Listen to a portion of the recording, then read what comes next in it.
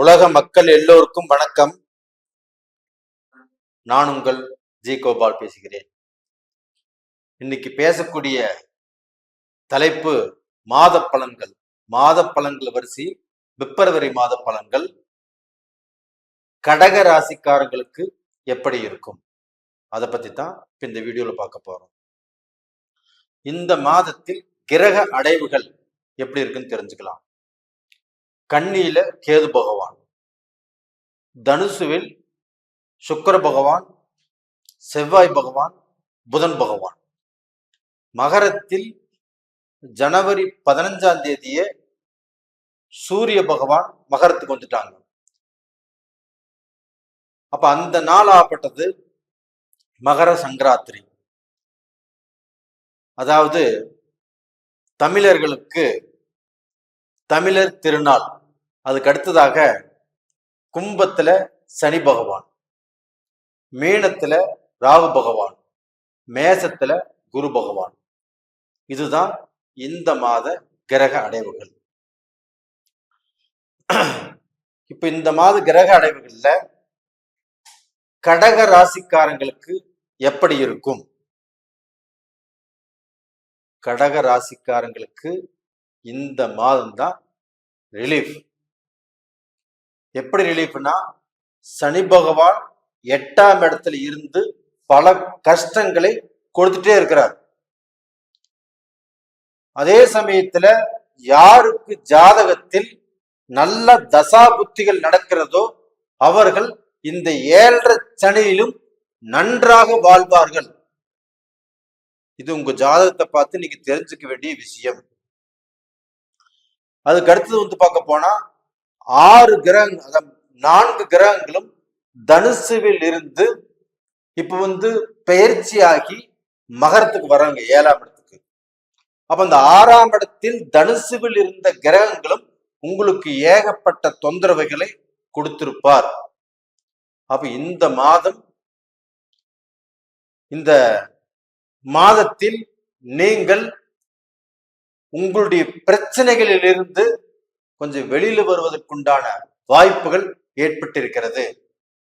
எப்பவுமே பசியோட நல்ல சாப்பாடே சாப்பிட முடியாம இருந்த உங்களுக்கு இப்ப அறுசுவை உணவோடு விருந்து சாப்பிட்ட மாதிரிதான் இந்த மாதம்.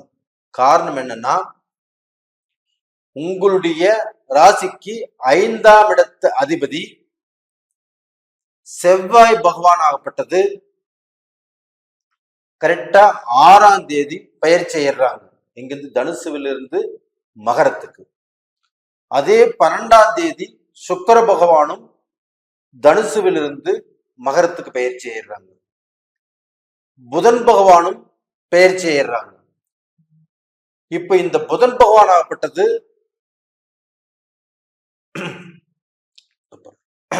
20ஆம் தேதி மறுபடியும் பயிற்சியாகி கும்பத்துக்கு போயிடுறாங்க.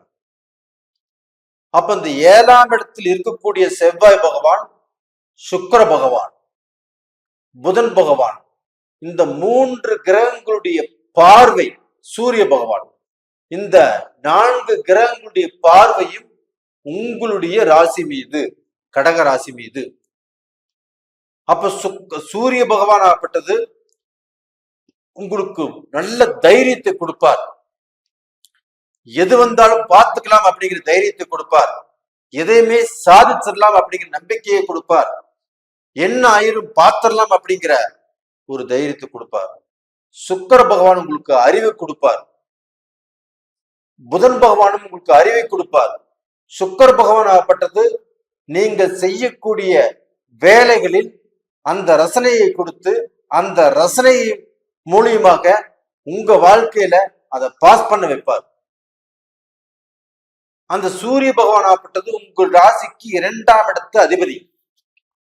அந்த 2ஆம் இடத்து அதிபதி தனாதிபதி 7ஆம் இடத்துல போய் மகரத்துல இருந்து உங்க ராசியை பார்க்கிறார்.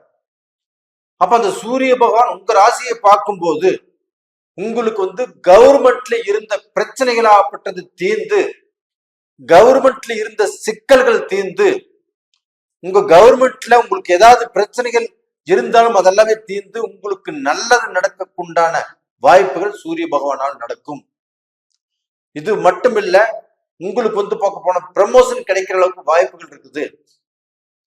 அரசியல்ல உள்ளவங்களுக்கு அரசியல் செல்வாக்கு அந்த கூடுதலாகும் அப்படிங்கிற வாய்ப்பும் இருக்குது. அரசியல்ல நம்ம நல்ல ஒரு போஸ்டிங் எதிர்பார்க்கிறோம், ஒரு பதவி எதிர்பார்க்கிறோம், நம்மளுக்கு மேல உள்ளவங்க கொடுப்பாங்களா அப்படின்னு எதிர்பார்க்கிறோம். கண்டிப்பாக கொடுப்பார்கள். அப்ப டோட்டலா பாத்தீங்கன்னா அரசியல்ல கவர்மெண்ட் மூலியமாக, பிரைவேட் மூலியமாக பதவிகள் கண்டிப்பாக கிடைக்கும். உங்களுக்கு இடமாற்றங்கள் உருவாகும். இடமாற்றம்னா இன்னைக்கு ஒரு டிஸ்ட்ரிக்ட்ல இருந்து வேற டிஸ்ட்ரிக்ட் போறோம், ஒரு ஸ்டேட்ல இருந்து வேற ஸ்டேட்டுக்கு போறோம், ஒரு நாட்டில இருந்தே வேற நாட்டுக்கு போகக்கூடிய அளவுக்கு இந்த காலகட்டத்தில் உங்களுக்கு பார்க்க போனா டைம் அருமையா அமைஞ்சிருக்குது. காரணம் உங்களுக்கு பார்க்க போனா 5ஆம் இடத்த அதிபதி செவ்வாய் பகவான் உச்சம்.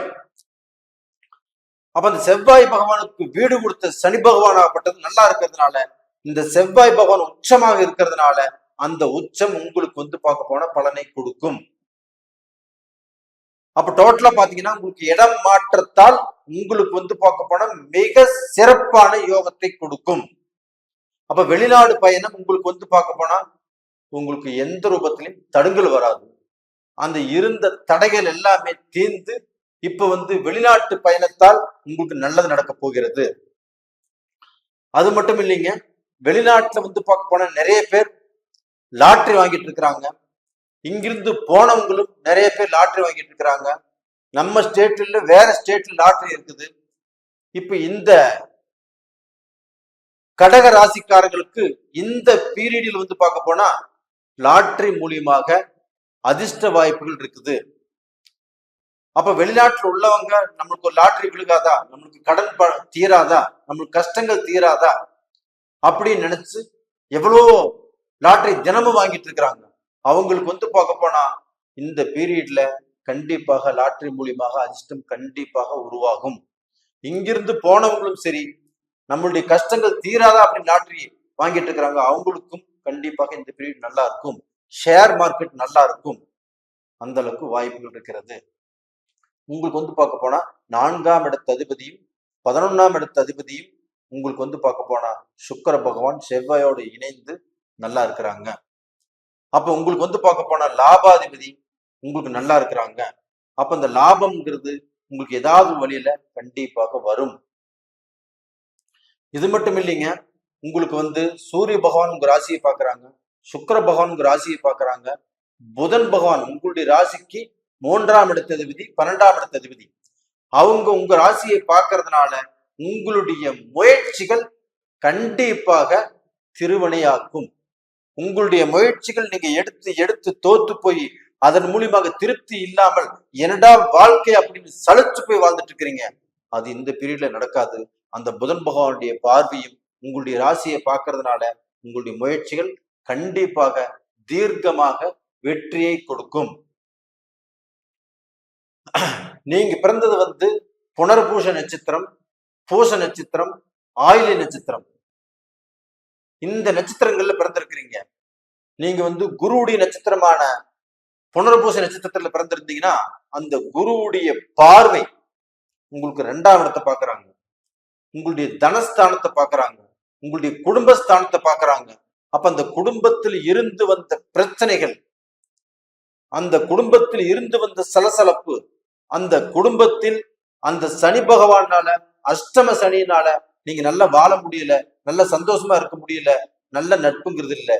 இந்த பீரியட்ல கண்டிப்பாக உங்களுக்கு அந்த குடும்பத்தில் இருக்கக்கூடிய பிரச்சனைகள் ஆப்பட்டது தீரும். ஏன்னா உங்களுக்கு செவ்வாய், சுக்கிரன், சூரியன், புதன் எல்லா கிரகங்களும் உங்க ராசியை பார்க்கறதுனால, கடைசியா குருவும் உங்க குடும்பஸ்தானத்தை பார்க்கறதுனால.